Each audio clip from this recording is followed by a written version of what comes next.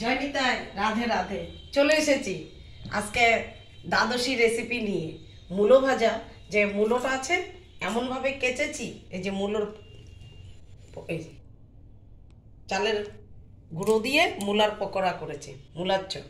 আর বেগুন ভাজা করেছি, বড়ি দিয়ে খেসারির শাক করেছি, বকফুল বড়া করেছি, আর কাঁচা টমেটো দিয়ে, ফুলকপি দিয়ে, মটরশুঁটি দিয়ে, মানে ঝাল ঝাল করে, হলুদের লবণের কটকটা করে। যে ঠান্ডা পড়েছে, মুখের তো একটু ঝাল ঝাল চাই, তো সেই জন্য আমি এই তরকারিটা করেছি।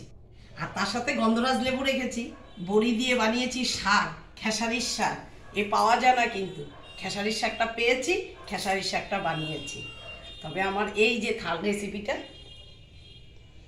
খুব ভালো লাগে। খেসারির শাক বলার মতন নেই। গরম গরম ভাতের সাথে খেসারির শাক খেলে ও জমে যাবে খাবারটা। জয় নিতাই, রাধে রাধে।